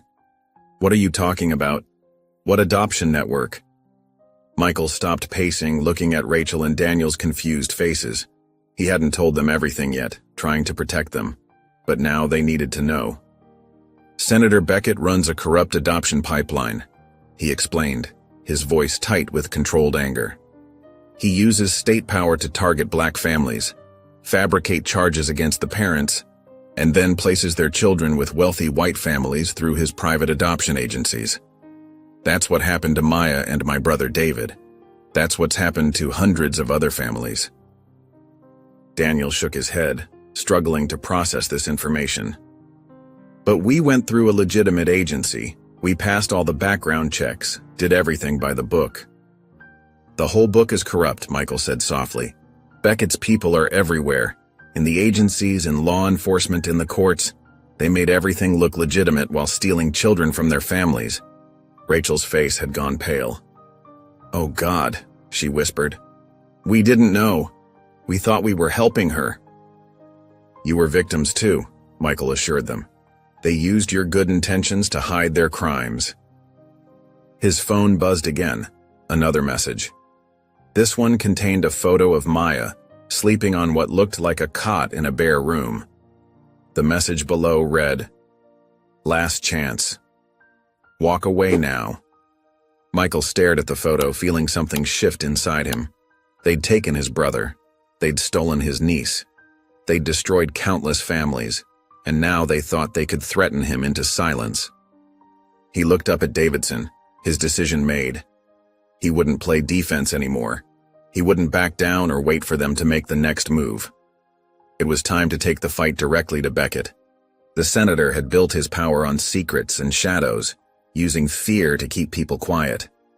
But Michael wasn't afraid anymore. He was angry, and he was going to use that anger to tear Beckett's whole corrupt system down. Michael Quinn sat in his dimly lit office, the morning sun barely filtering through the Venetian blinds. His knuckles were white as he gripped his phone, staring at the threatening message that glowed on the screen. Walk away, or she's lost forever. Rachel and Daniel Whitmore huddled together on the leather couch across from his desk, their faces drawn with exhaustion and fear. They hadn't slept since Maya's kidnapping, and it showed in their red-rimmed eyes and trembling hands. The phone vibrated again, making them all jump. A video file notification appeared. Michael's finger hovered over the play button as he looked at Rachel and Daniel. Are you sure you want to watch this? Rachel nodded, gripping Daniel's hand tighter. We need to see her. Michael pressed play. The video showed a sparse room with concrete walls, lit by a single overhead bulb. Maya sat on a metal folding chair, her purple blanket wrapped around her shoulders. Her dark curls were messy and her eyes were wide with fear, but she appeared unharmed. She clutched her stuffed rabbit. They must have let her keep it when they took her. Say hello to your uncle, Maya, a distorted voice commanded from off-screen. Maya's lower lip trembled. Uncle Michael? I want to go home. Rachel let out a choked sob and Daniel pulled her closer. The camera shifted, showing only a black mask against the concrete wall. You have 48 hours, the distorted voice said. Drop everything. If you go to the police, she disappears forever. The video ended, plunging the office into silence, broken only by Rachel's quiet crying. Michael set the phone down carefully, his movements controlled despite the rage burning in his chest. He turned to the Whitmores, his expression hard with determination. They took the wrong child, he said, his voice steady and certain. I'm getting her back. He picked up his office phone and dialed Jared Wells, putting it on speaker. The private investigator answered on the second ring. Wells, I need you here now. Bring Sean Patel. The hacker? What's going on? Maya's been kidnapped. I have a video that needs tracing. There was a brief pause. On my way, 20 minutes. While they waited, Michael's personal phone buzzed with a text from Detective Davidson. Off the record. Check property records for Shell Company Blue Ridge Holdings, connected to B. Michael quickly wrote down the information. When Wells arrived with Sean Patel, the young hacker immediately set up his laptop and began working on tracing the video's origin. The video file has been bounced through multiple servers, Sean explained, his fingers flying over the keyboard. But there's always a trail if you know where to look. Wells leaned over Michael's desk, examining the property records Michael had pulled up. Blue Ridge Holdings, he muttered. They own 6 properties in the state, but only one matches the concrete walls from the video, an old storage facility outside the city. He pulled up satellite imagery on his tablet. Look at this, he said, zooming in on a particular building. Security cameras, reinforced gates, and regular vehicle activity despite being listed as abandoned on paper. Can you get surveillance footage from the area? Michael asked. Wells nodded, already working on his phone. I have a contact who monitors traffic cams in that sector. Give me an hour. The hour crawled by. Rachel and Daniel dozed fitfully on the couch while Michael paced, checking his phone every few minutes. Finally, Wells's tablet pinged with an incoming file. Got it, he said, pulling up the footage. This is from early this morning, about an hour after Maya was taken. They watched as a black SUV with tinted windows, identical to the one from the neighborhood footage, turned onto the access road leading to the storage facility. The timestamp matched. That's them, Michael said, his voice tight. That's where they're keeping her. He walked to his desk drawer and pulled out a small key. The drawer contained a handgun and a spare clip, a precaution he'd never thought he'd need to use. Michael, Rachel said softly, fully awake now. What are you going to do? Before he could answer, his phone buzzed again. Another video message. This time Maya was crying, her small shoulders shaking as she hugged her stuffed rabbit. The masked figure didn't appear, but the distorted voice spoke. She's running out of time, Uncle Michael. Tick-tock. Michael tucked the gun into his shoulder holster and pulled on his jacket. His face was set with grim determination as he looked at the people gathered in his office, the Whitmores, Wells, and Sean. They were all watching him, waiting to see what he would do. I'm getting her back, he said simply, and then I'm taking Beckett down. The moon hung low in the sky as Michael Quinn and his small team crouched behind a line of dense bushes, studying the storage facility's perimeter. Jared Wells adjusted his night vision goggles, the green glow illuminating his determined face, while the 2 ex-military operatives, Marcus Chen and Tom Rodriguez, checked their tactical gear one final time, their movements precise and practiced. The facility rose before them like a fortress, its concrete walls stretching high into the darkness, casting long shadows across the empty lot. Floodlights swept across the grounds in steady patterns, cutting through the night like searching fingers while armed guards patrolled at regular intervals, their boots crunching on gravel. This was no makeshift hideout. It was a professional operation, funded and organized with frightening efficiency. 4 guards on rotation, Marcus whispered, his trained eye scanning the compound. 2 at the main gate, 2 walking the perimeter. Camera coverage is extensive. They've got blind spots, but they're minimal.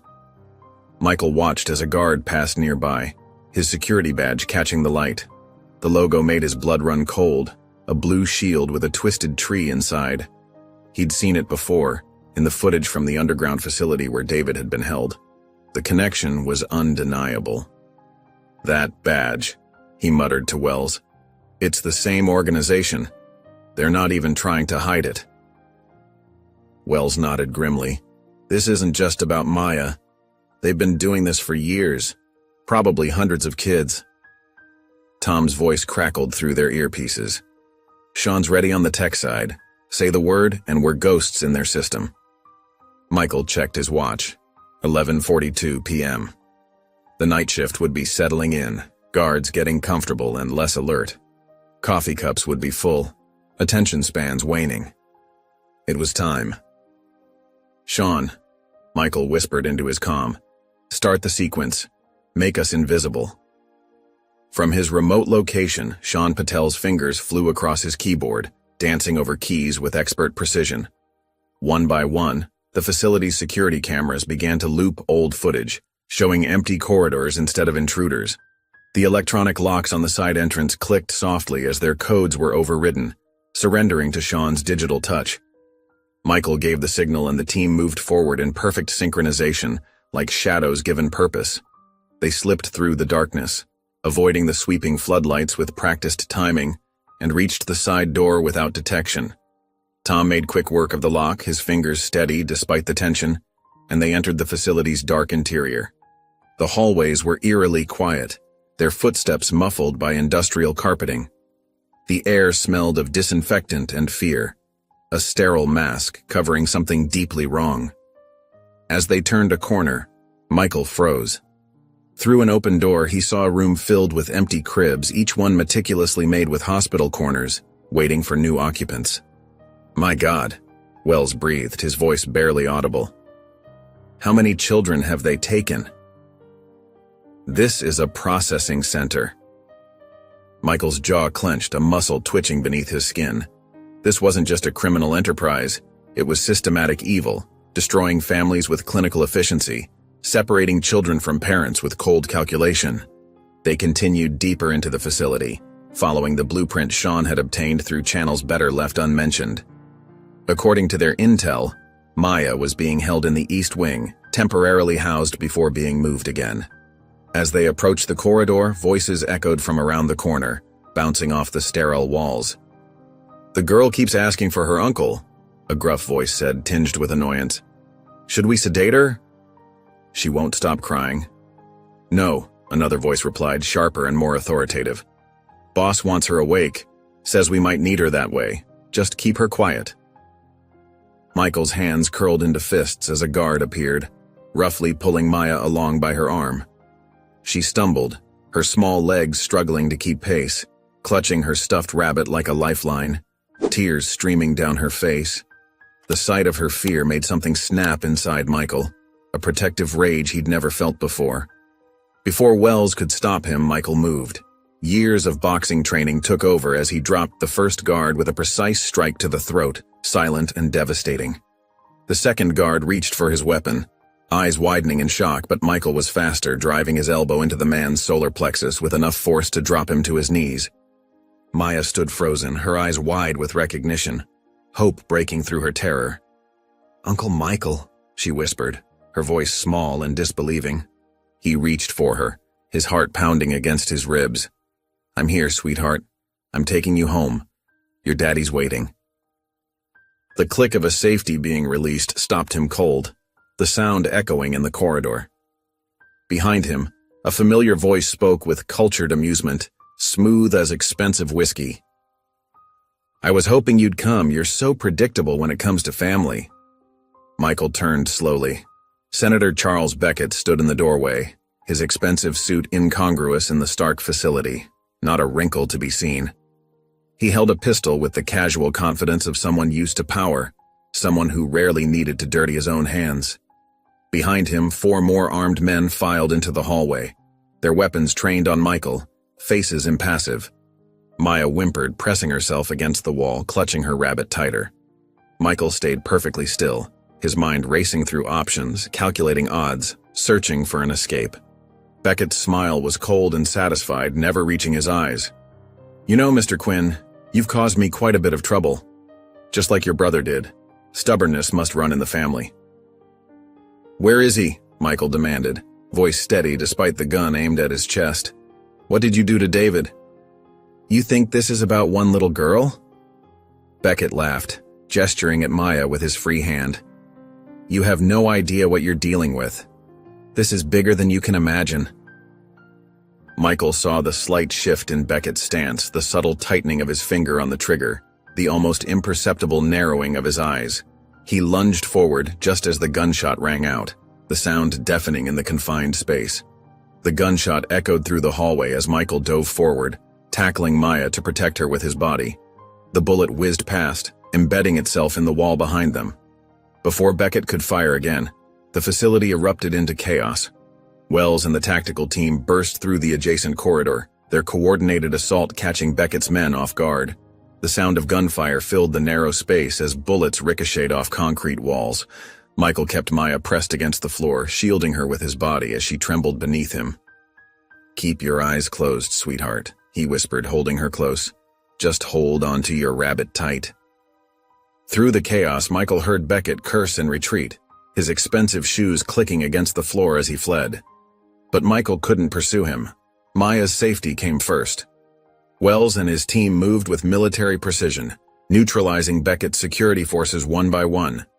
"Clear!" Marcus shouted from one end of the hallway. "Clear!" Tom echoed from the other. Michael scooped Maya into his arms, her small body clinging to him like a lifeline. "Wells, we need an exit now." "This way." Wells gestured toward the emergency stairwell. "Sean's disabled the alarms." As they rushed past an office, Michael spotted a heavy-duty file cabinet through the open door. Something about it caught his eye, a familiar logo matching the security badges. Making a split-second decision, he handed Maya to Wells. "Take her, I need 30 seconds. Wells hesitated for just a moment before nodding, securing Maya in his arms. Michael darted into the office, his heart pounding. The cabinet was locked, but Michael didn't waste time with finesse. He grabbed a letter opener from the desk and jammed it into the lock, forcing it with all his strength. The metal groaned, then gave way. Inside, rows of manila folders filled the drawers, along with a USB drive taped to the inside of the top drawer. Michael didn't have time to be selective. He grabbed everything, stuffing the files and drive into his jacket. "Michael, we need to move," Wells called out. "Police are incoming." Michael sprinted back to the group. Maya reached for him immediately and he took her from Wells, holding her close as they descended the stairs.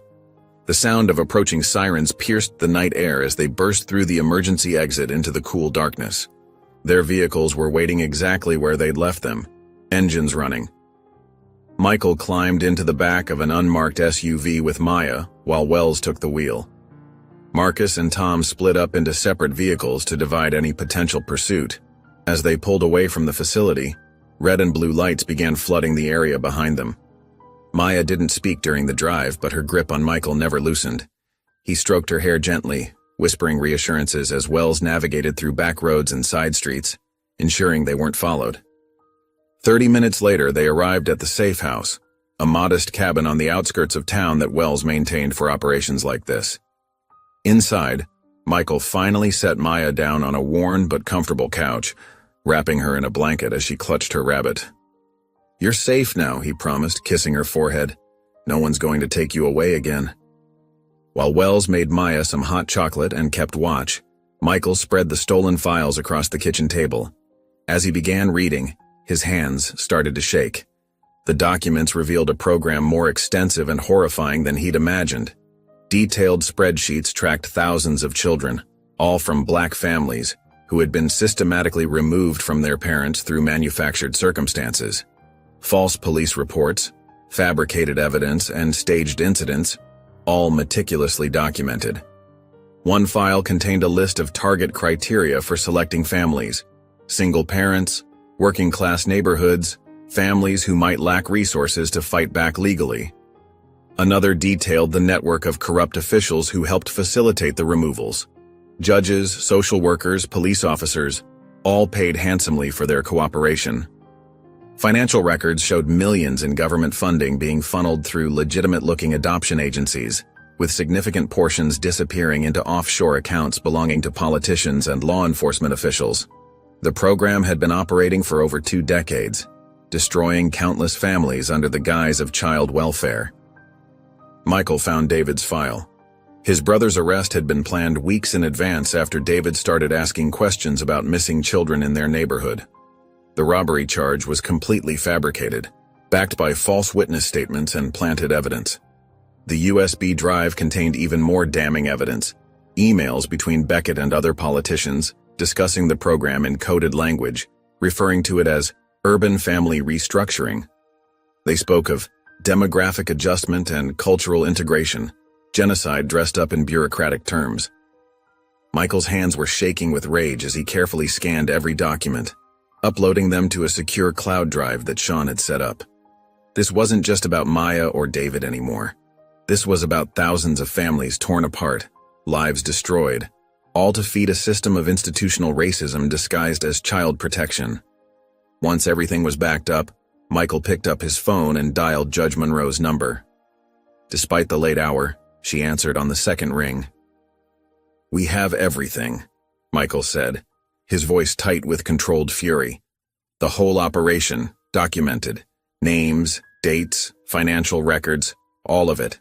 It's time to take them down." The documents spread before him told a story of calculated cruelty, of families shattered by design, of a system built to erase not just parents' rights, but entire family lines.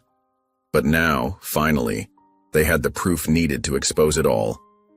Maya had fallen asleep on the couch, her rabbit tucked under her chin. Looking at her, Michael thought of all the other children out there, separated from their families by Beckett's machinery of corruption. They would all get justice now. Every last one of them. Judge Monroe wasted no time. Within hours of receiving Michael's evidence, she initiated emergency proceedings, her voice carrying authority as she contacted federal authorities and fellow judges. By morning, the wheels of justice were turning at unprecedented speed.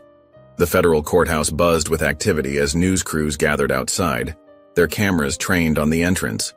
Reporters huddled in small groups, whispering excitedly about rumors of a major scandal. Inside, Judge Monroe sat at the bench, her expression stern as she reviewed the mountain of evidence before her. The stolen files, now properly cataloged and verified, painted a devastating picture of systematic corruption that stretched back decades. "This court hereby orders Senator Charles Beckett to appear before this tribunal," she announced, her voice echoing through the packed courtroom. She paused, making eye contact with several key officials. "The evidence presented demonstrates a clear pattern of criminal conspiracy, child trafficking, and civil rights violations on an unprecedented scale." Michael sat in the front row watching as federal marshals distributed subpoenas. His heart pounded with a mixture of vindication and anger. The evidence was damning. Detailed records of forced removals, falsified documents, and financial trails leading directly to Beckett's private accounts. Years of meticulous planning had created a paper trail that couldn't be denied. The senator's carefully constructed facade was crumbling like a house of cards. Within hours, major news networks broke the story. Headlines flashed across screens nationwide. Massive foster care corruption scandal exposed. Senator Beckett implicated in systematic removal of black children. Decades of forced adoptions uncovered. Social media exploded with outrage as people shared their own stories of encounters with the system. But Beckett was already gone. His office released a statement claiming he was taking time to address these baseless allegations. But Michael knew better. The senator had fled, just like all cowards do when their crimes come to light. His empty mansion and hurriedly packed closets told the real story. Michael didn't wait. He implemented the next phase of his plan, working with trusted journalists to release the documents strategically. He made sure the most heartbreaking cases reached the public first. The evidence spread like wildfire across social media and news outlets.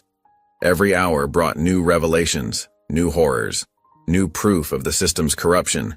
Phone lines at advocacy organizations lit up as people called to report similar experiences. Rachel and Daniel Whitmore stepped forward, their faces drawn with emotion as they spoke to reporters outside the courthouse. Rachel's voice shook as she described how they had been unknowing participants in a corrupt system. Her hands trembled as she clutched a photo of Maya.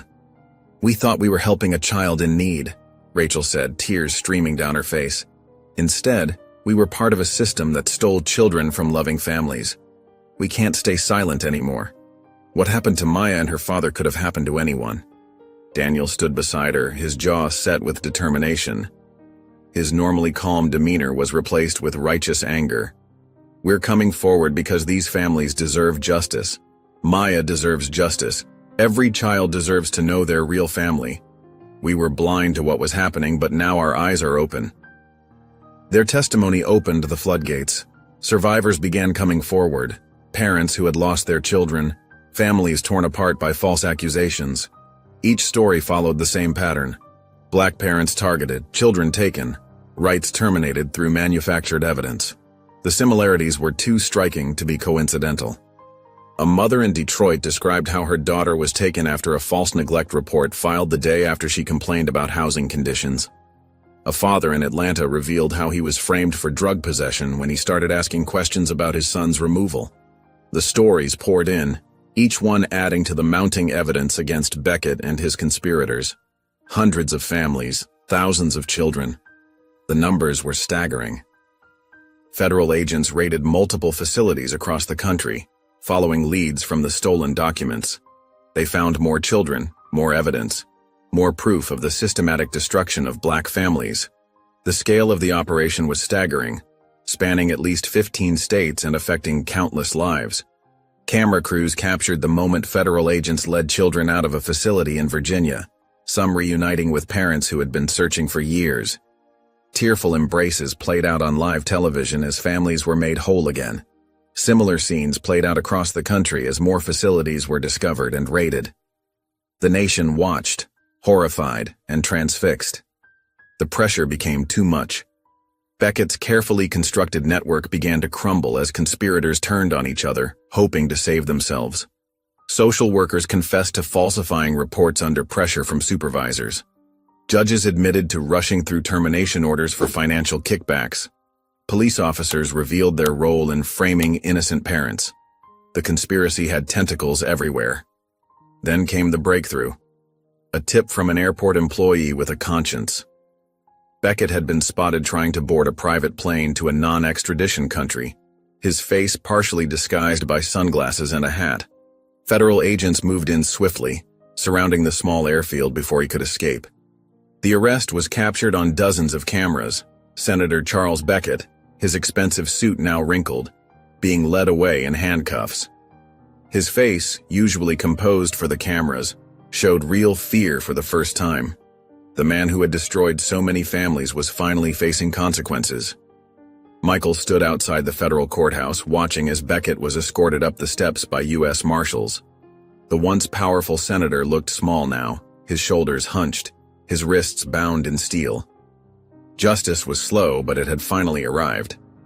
Maya stood beside Michael, holding tightly to David's hand. David Quinn, finally free, finally reunited with his daughter, stood tall, his years of wrongful imprisonment evident in his eyes, but not in his spirit. The sunlight caught the silver streaks in his hair, earned through years of suffering. He had been one of the hundreds freed during the facility raids, his innocence finally proven through the stolen documents. "You did it, Uncle Michael," Maya whispered, looking up at him with those bright, knowing eyes that had started it all when she recognized him in that courtroom. Her smile held all the hope in the world. Michael smiled down at his niece, then at his brother. "No, kid, we all did."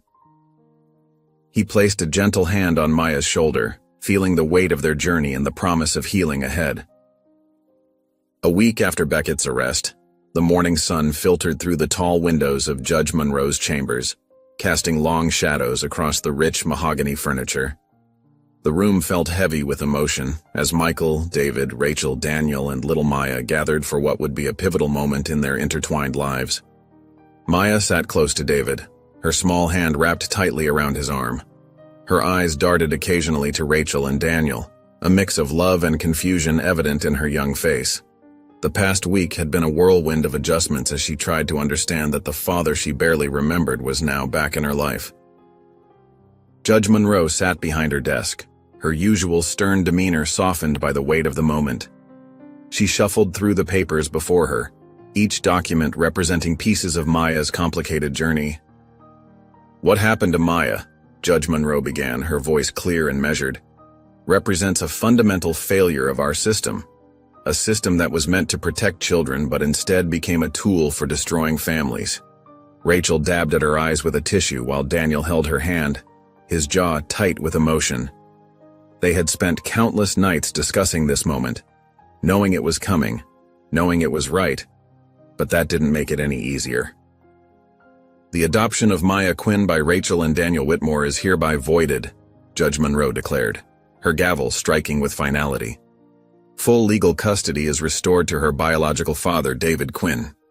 David's shoulders shook slightly as he pulled Maya closer. After 5 years of separation, after being wrongfully imprisoned and silenced, he was finally, legally, her father again. But Judge Monroe wasn't finished. She turned her attention to Rachel and Daniel, her expression softening. However, this court acknowledges the role the Whitmores played in protecting Maya during this ordeal. Their love and care for her is undeniable, and their willingness to stand up against corruption when the truth came to light speaks to their character. Rachel and Daniel nodded, tears flowing freely now. They had come to terms with losing Maya, but hearing their role acknowledged helped ease some of the pain. The foster system failed Maya, Judge Monroe continued, her voice rising with conviction. It has failed thousands of children. That ends today. She looked at each person in the room, her gaze intense. This case will serve as a catalyst for change. As the weeks passed, the impact of Maya's case rippled across the nation. Federal investigators worked tirelessly, following leads from Beckett's files. Each day brought new revelations, new arrests, new stories of families torn apart by corruption. Social workers who had falsified reports were led away in handcuffs. Judges who had rubber-stamped illegal removals faced disbarment. Politicians who had profited from the scheme saw their careers crumble. The system that had seemed untouchable was finally being dismantled. Survivors began coming forward in droves. Parents who had lost their children shared their stories on national news. Families who had been labeled as unfit solely because of their race spoke out about the systematic bias they had faced. Their testimonies painted a devastating picture of institutional racism, masked as child protection. Rachel and Daniel, though no longer Maya's legal parents, found a new purpose. They channeled their grief into action, working with advocacy groups to push for reforms. Their unique perspective as former adoptive parents who had unknowingly participated in an unjust system lent weight to their testimony before state legislators. Michael transformed his legal practice entirely. The corporate lawyer who had once handled mergers and acquisitions now focused exclusively on civil rights cases, particularly in family law. His office became a beacon for families fighting against discriminatory practices in the foster care system. But amid the public victories, private struggles remained. David faced the challenging task of rebuilding his relationship with Maya. 5 years had been stolen from them. Years of first words, first steps, first days of school. Though Maya remembered him in her heart, building trust took time. Rachel and Daniel's absence left a void in Maya's daily routine. She missed the bedtime stories Rachel would read, the way Daniel would push her on the swings. One evening, as David tucked her into bed, he noticed her unusual quietness. Maya fidgeted with her blanket, her small voice barely a whisper. "Will I ever see them again?" David felt his chest tighten at the question. He had been dreading this moment, knowing it would come. Looking into his daughter's eyes, he saw fear of losing more people she loved. "Of course, baby girl," he answered softly, smoothing her hair. "Love doesn't disappear. Rachel and Daniel will always be part of your life, just in a different way now." Maya's shoulders relaxed slightly at his words. She snuggled deeper into her blankets as David continued to stroke her hair, watching as her eyelids grew heavy with sleep. In the quiet of Maya's room, David sat watching his daughter's peaceful face. The soft glow of her nightlight cast gentle shadows across her features that had changed so much in the years they were apart. His heart ached for the time they had lost, but swelled with gratitude for having her back. 1 year later, sunlight dappled through the trees at Memorial Park, casting dancing shadows on the freshly cut grass. Maya's laughter rang out across the playground as she darted between the swings and slides, her curly hair bouncing with each step. At 6 years old, she moved with the boundless energy that only children possess, her bright yellow dress making her look like a sunbeam in motion. David sat on a wooden bench nearby, his shoulders relaxed in a way they hadn't been for years. Beside him, Michael watched his niece play, a content smile on his face. The past year had brought healing none of them had thought possible. "She's doing so well in school," David said softly, his eyes never leaving Maya. "Her teacher says she's reading above grade level." Michael nodded, pride evident in his expression. "She gets that from you." You always had your nose in a book when we were kids." The spring breeze carried the scent of blooming flowers as Rachel and Daniel appeared on the path, carrying a large wicker picnic basket between them. Maya spotted them immediately, her face lighting up with joy. "Rachel, Daniel!" She sprinted toward them, nearly bowling Rachel over with the force of her hug. Rachel laughed, steadying herself while keeping a careful grip on her side of the basket. "Careful there, sunshine," Daniel chuckled, reaching down to ruffle Maya's hair. "We brought your favorite sandwiches." David rose from the bench, walking over to help them with the basket. The initial awkwardness between them had faded over the months, replaced by a shared understanding and respect. They had all learned that love could expand, making room for everyone who cared about Maya.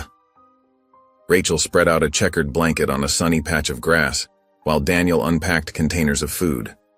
Maya bounced excitedly around them, pointing out her favorite treats as they emerged from the basket. "Look, Daddy." Rachel made her special chocolate chip cookies, Maya exclaimed, tugging on David's sleeve. "Did she now?" David smiled warmly at Rachel. "Those are the best ones." They settled onto the blanket, passing around plates and napkins. Maya nestled between David and Rachel, accepting bites of sandwich from both of them. Michael sat cross-legged across from them, watching the scene with quiet satisfaction. The world had shifted dramatically since Beckett's arrest. New legislation had been passed in multiple states, creating strict guidelines to prevent the forced separation of Black children from their families. The adoption system had undergone a complete overhaul, with new policies ensuring biological families received support and resources before any outside placement was considered. Michael's foundation, the David Quinn Initiative, had become a powerful force for change. They provided legal support to families fighting unjust separations, offered counseling services to reunited families, and worked tirelessly to expose and prevent systemic racism in child welfare. The foundation just opened its third office, Michael mentioned between bites of potato salad. "We're helping families in 3 states now." "That's wonderful," Rachel said sincerely. She and Daniel had become vocal advocates themselves, sharing their story to help other adoptive parents understand the importance of questioning the system. Maya reached for both David's and Rachel's hands, holding them as she listened to the adults talk. The gesture wasn't lost on anyone. It was her way of showing that she had enough love for all of them. As the afternoon wore on, they shared stories and laughter. Maya regaled them with tales from her kindergarten adventures, acting out particularly dramatic moments with elaborate hand gestures. Daniel taught her how to make daisy chains while Rachel helped her spot shapes in the clouds drifting overhead. The sun began its descent, painting the sky in brilliant shades of orange and pink.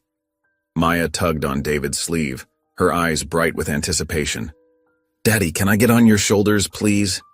David's face softened as he helped her climb up, securing her legs against his chest. Maya squealed with delight as she rose above everyone else, her small hands resting on top of her father's head. The setting sun cast long shadows across the park as Maya gazed at the colorful sky. "Hey, Daddy," she asked, her voice thoughtful. David tilted his head slightly, careful not to disturb her balance. "Yeah, baby?" She squeezed his hands where they held her legs steady. "Thank you for coming back." David's eyes glistened as he lifted her off his shoulders and into his arms, pressing a gentle kiss to her forehead. "I never left," he whispered, holding her close. Michael watched the tender moment between his brother and niece, his heart full. After years of fighting corrupt systems and seemingly insurmountable odds, justice had finally prevailed. The sight of Maya safe in her father's arms, surrounded by people who loved her, was proof that sometimes good really did triumph. If you enjoyed the story of Maya, I handpicked this next story that you will love. Don't miss it. Click here to watch it. Surrounded by people who loved her, was proof that sometimes good really did triumph. If you enjoyed the story of Maya, I handpicked this next story that you will love. Don't miss it. Click here to watch it.